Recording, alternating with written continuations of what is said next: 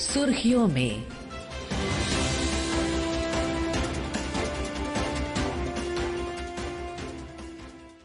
ये आकाशवाणी है। प्रस्तुत है कार्यक्रम सुर्खियों में। इसके अंतर्गत सुनिए रण संवाद 2025, भारत की रणनीतिक वार्ता के प्रमुख पहलुओं पर चर्चा। इसमें भाग ले रहे हैं रक्षा विश्लेषक लेफ्टिनेंट जनरल राज शुक्ला। कार्यक्रम का संचालन कर रही हैं अनुभा रोहतगी। रण संवाद नामक 2 दिवसीय सेमिनार का आज मध्य प्रदेश के मऊ में समापन हुआ, जिसमें युद्ध क्षेत्रों के विभिन्न पहलुओं और संचालन संबंधी अंतर्दृष्टि और भारत की युद्ध क्षमताओं को बढ़ाने के तरीकों पर चर्चा की गई। यह युद्ध और युद्ध कौशल पर अपनी तरह का पहला ट्राई सर्विस सेमिनार था, जिसका विषय था युद्ध पर प्रौद्योगिकी का प्रभाव। इस सेमिनार की मुख्य बिंदुओं और महत्व पर चर्चा करने के लिए रक्षा विश्लेषक लेफ्टिनेंट जनरल राज शुक्ला आकाशवाणी के सुर्खियों में कार्यक्रम में इस वक्त मेरे साथ मौजूद हैं। जनरल शुक्ला, कार्यक्रम में आपका स्वागत है।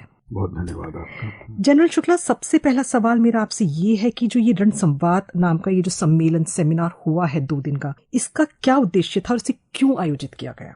देखिए, मेरी समझ में इसकी ये जो रण संवाद था, इसके 3 बिंदु थे जी, और बिंदुवार उस पर बात करते हैं। तो पहली चीज ये है कि ये जो युद्ध का जो बदलता चरित्र है, the changing character of war, Ukraine में आप देखें, वेस्ट एशिया में देखें, सिंदूर में देखें, देखिए कैसी युद्ध का चरित्र बदला कैसे है।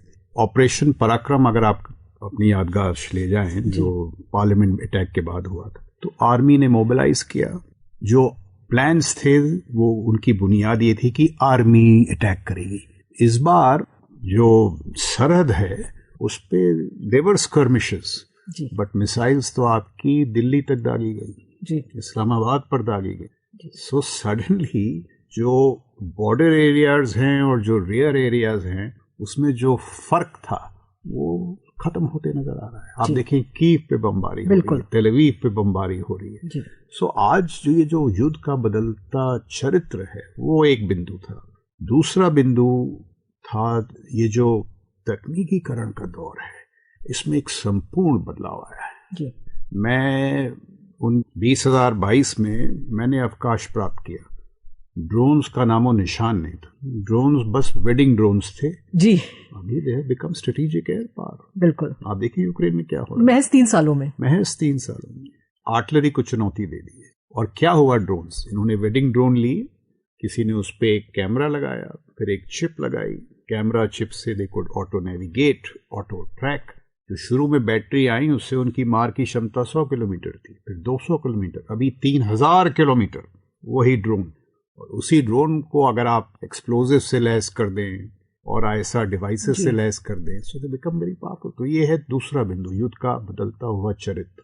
और पहले 2 बिंदु जो हैं, उसके फलस्वरूप युद्ध कौशल पे क्या असर है, because ultimately we are concern with operational point, युद्ध कौशल। तो इन तीनों बिंदुओं के बारे में चर्चा थी। मैं भी कल वहां था। इन चीजों पे बात हो रही थी कि भाई सिंदूर में हमने काफी कामयाबी हासिल की, और ये जो बदलता हुआ चरित्र है, इसकी पृष्ठभूमि में आगे युद्ध का चरित्र क्या होगा, उस पर बातचीत थी। प्रधानमंत्री नरेंद्र मोदी ने इस साल अपनी स्वतंत्रता दिवस के अवसर पर अपने संबोधन में सुदर्शन चक्र के बारे में बात की थी। तो चलिए सुनते हैं उन्होंने क्या कहा। अब देश सुदर्शन चक्र मिशन लॉन्च करेगा।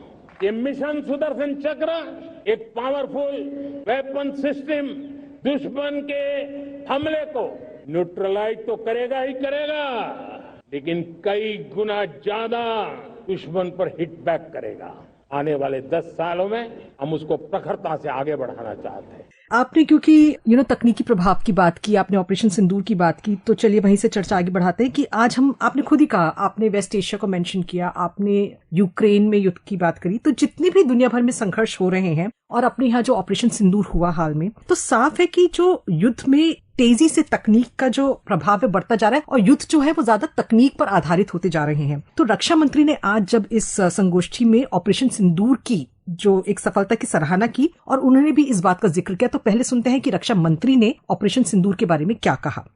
The success of Operation Sindoor is the perfect example in itself. The bravery and swiftness with which our forces carried out action against the terrorist shelter in Pakistan was something those terrorists could never have been imagined. I firmly believe that every war leaves us with some important learnings. In the course of battle, we are able to realistically assess that level of our preparedness. If we speak the Operation Sindoor, it was indeed a striking demonstration of technology-driven warfare. General Shukla, हमने देखा, जैसे हम बात कर रहे थे, कि भारतीय सशस्त्र बलों ने ऑपरेशन सिंदूर के दौरान तकनीक का प्रभावी ढंग से इस्तेमाल किया है। तो भविष्य के लिए तैयार रहने के लिए हमारी जो आर्म्ड फोर्सेज हैं वो और क्या उपाय कर रही हैं? आपने सिंदूर में देखा होगा, एक समय था जब युद्ध का जो दारोमदार था वो प्लेटफॉर्म्स पे था। आपके टैंक्स किस प्रकार के हैं, आपके जहाज किस प्रकार के हैं, कॉम्बैट प्लेटफॉर्म्स, वो अभी भी महत्वपूर्ण है। बट उनसे कहीं ज्यादा जो इन प्लेटफॉर्म्स के इर्द गिर्द टेक्नोलॉजीज हैं, जिसे इंग्लिश में कहते हैं wrap around technologies, cyber, EW. Cyber से आप दुश्मन का कमांड एंड कंट्रोल नष्ट कर सकते हैं, ईडब्ल्यू से उसके आप रेडार्स जैम कर सकते हैं। तो सिंदूर में हमने देखा ये रैप अराउंड टेक्नोलॉजीज का बड़ा प्रभाव था। तो जो वहां चर्चाएं थी उसका मुख्य बिंदु ये था कि ये जो रैप अराउंड टेक्नोलॉजीज हैं, ईडब्ल्यू, साइबर, इन सब में हम अपनी क्षमताएं कैसे बढ़ाएं। एआई का आपने जिक्र किया, तो मैं एआई का आपका मिसाल देता हूँ। अब देखिए क्या हो रहा है विश्व में, और हम देख रहे हैं कि हम एआई का अपने संदर्भ में क्या इस्तेमाल करें। तो जैसे अमेरिका की मिलिट्री है जी, उन्होंने सीख ली टेस्ला फैक्ट्री से, एलॉन मस्क की टेस्ला फैक्ट्री। तो एलॉन मस्क की टेस्ला जो फैक्ट्री है उसका एक there is a physical dimension. तो उनके जो से कहते हैं उनके जो मैकेनिकल इंजीनियर्स हैं, जहां उसका फ्रेम वगैरह बढ़ता है। बट टेस्ला की असली क्षमता आती है जो उनका एआई फैक्ट्री है, बिल्कुल, दैट इज पावरिंग टेस्ला। तो अमेरिका के दो कमांड्स उन्होंने लिए हैं, यूरोकॉम और इंडोपेकॉम, और कहा है देखिए शिप्स, मिसाइल्स, सैटेलाइट्स, ये जो फिजिकल इन्वेंट्री है इसको हम एआई से पावर करेंगे। तो large language models, AI agents, AI apps. तो जब आप एआई से ये जो शिप सैटेलाइट्स को पावर करते हैं तो आपकी क्षमताएं 10 गुना बढ़ जाती है। तो हमारी भी ये कोशिश है कि हम एलएलएम्स में इन्वेस्ट करें, एआई एप्स में इन्वेस्ट करें, और जो हमारे फिजिकल, नेवी का एक फिजिकल डायमेंशन है, एयर का फिजिकल डायमेंशन है, Su-30, रफाल, आर्मी का एक फिजिकल डायमेंशन है, उसको एआई से कैसे करें। क्वांटम, एक आखिरी मिसाल देता हूँ। जब यूक्रेन में जीपीएस सिग्नल्स जैम हुए तो क्वांटम फायर्ड सॉल्यूशंस आए। तो देखिए तकनीकीकरण का बहुत, मैं जैसे कहता हूँ, प्रभावशाली रोल है, या उनकी भूमिका जो है बहुत ही महत्वपूर्ण है। मैंने कुछ एग्जाम्पल से बताया आपको कि अभी जो यूक्रेन की इन्फेंट्री बटालियंस हैं, उसमें एआई इंजीनियर्स हैं, डेटा इंजीनियर्स हैं। हमको भी ये करना पड़ेगा। फिलहाल अगर हमको जो करना पड़ेगा वो एक बात, पर अभी हम जो कर रहे हैं, जो आर्म्ड फोर्सेस किस तरह से अपने आप को तैयार कर रही हैं? जी, तो ये देखिए बड़ी एक लंबी जद्दोजहद है। अब देखिए सिंदूर में हमने भी दिखाया, हमारे पास जो कहते हैं दूर मार की क्षमता है, ब्रह्मोस, जी बिल्कुल, आकाश तीर, बिल्कुल। अभी 10 मई की सुबह पाकिस्तान तो तबाह हो चुका था। मतलब मैंने 44 साल में नहीं देखा कभी कि हमने रावलपिंडी को मारा हो, रायविंड को मारा हो, नूर खान को मारा हो। तो तकनीकीकरण की जो क्षमता है हमें है, बट जो चुनौतियां हैं, तो चुनौती में ये भी बात है कि जिस तरह की जितनी जल्दी टेक्नोलॉजी आजकल बदलती जा रही है, जितनी तेजी से बदलती जा रही है, तो उसके साथ तो अब मैं बताऊं आपको, जो प्रधानमंत्री जी ने 15 अगस्त को सुदर्शन चक्र की बात की, मेरा ये समझ है कि ही सेंसेस द थ्रेट्स, जो चुनौतियां हैं उनकी गंभीरता ही सेंसिंग। और ये कह रहे हैं साहब, उन्होंने इस शब्दावली का प्रयोग किया, let's make a defence Citadel. Yes, एक ऐसी मजबूत दीवार बनाए एडी प्लेटफॉर्म्स के जरिए, रेडार्स के जरिए, ताकि जो दुश्मन की अगर मिसाइल्स वगैरह आए उनको हम इंटरसेप्ट कर सके। और दूसरा ही सेट कि we must also have offensive poise, हमें ये क्षमता होनी चाहिए, दूर रेंज की मिसाइल्स, ड्रोन्स, अगर जवाबी हमला करना पड़े तो उसमें भी क्षमता होनी चाहिए। और तीसरी बात सुदर्शन चक्र की ये है कि ये जो फिजिकल प्लेटफॉर्म्स हैं, जैसे मैंने अभी आपको जिक्र किया, they must be powered by AI, by quantum, by EW, cyber. तो स्ट्रॉन्ग एडी, वायु सुरक्षा की प्रणाली मजबूत हो, strong long range weapon systems, दूर मार की जो हमारी क्षमता है, और तकनीकीकरण से lace.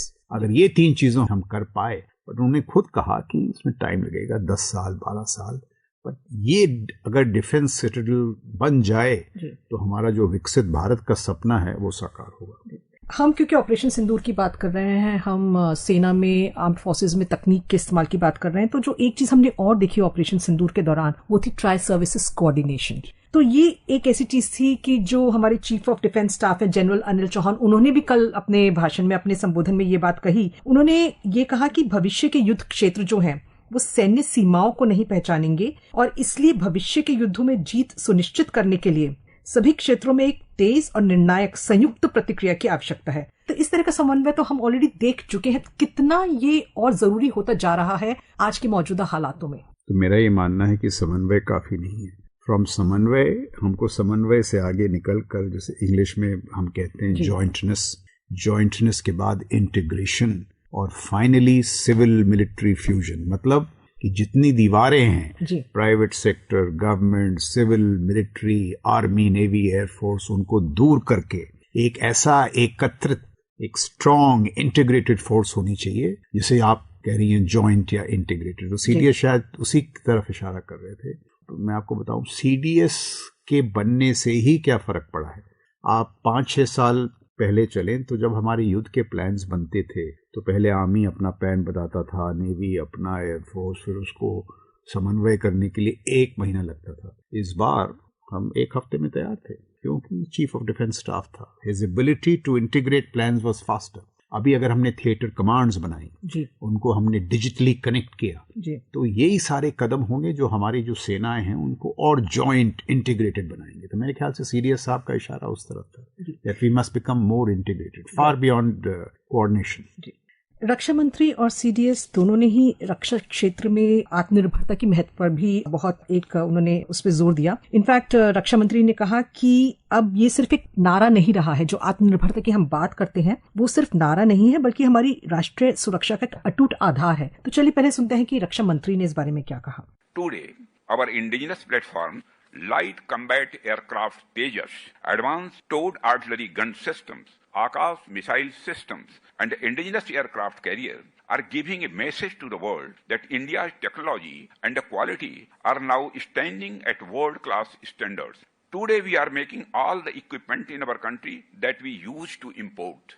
Our defense production, which was only 46,425 crore rupees in 2024, has now increased to a record over 1.5 lakh crores rupees. The contribution of over 33,000 crore rupees from the private sector shows that private industries are also becoming partners in this campaign of Atmanirbhar Bharat.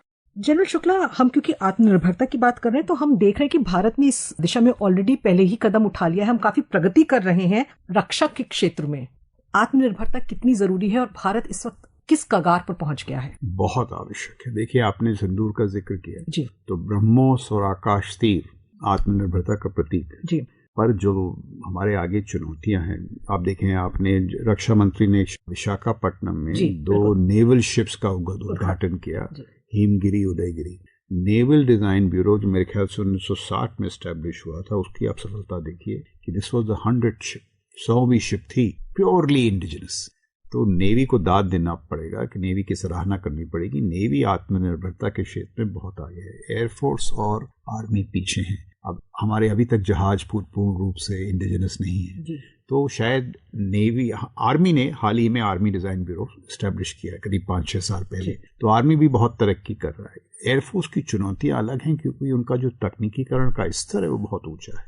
तो अगर आप if you take an integrated view, navy is done pretty well in indigenisation, तो हमें बहुत कुछ करना है अभी आत्मनिर्भरता में आगे। एंड नॉट ओनली दिस, आपने जैसे देखा सप्लाई चेन्स, अगर आपके पास रेयर अर्थ्स नहीं है, आपका कोई मिलिट्री इक्विपमेंट बनेगा ही नहीं। It is just not defense. Everything is becoming weaponized. Trade is becoming weaponized. जैसे ट्रम्प साहब जो कर रहे हैं अभी। सो आत्मनिर्भरता हर क्षेत्र में हमको करनी पड़ेगी, और जब तक सिविल क्षेत्र में आत्मनिर्भरता नहीं आएगी, रक्षा क्षेत्र में भी आत्मनिर्भरता नहीं आएगी। तो ये सबसे बड़ी चुनौती हमारे पास है, वो है आत्मनिर्भरता। जनरल शुक्ला, हमारे साथ बातचीत के लिए बहुत बहुत शुक्रिया। बहुत बहुत धन्यवाद आपका।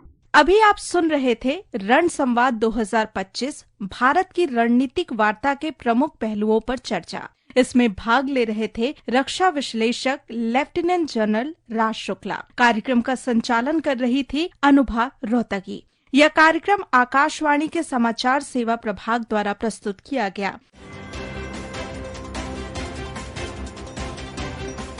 सुर्खियों में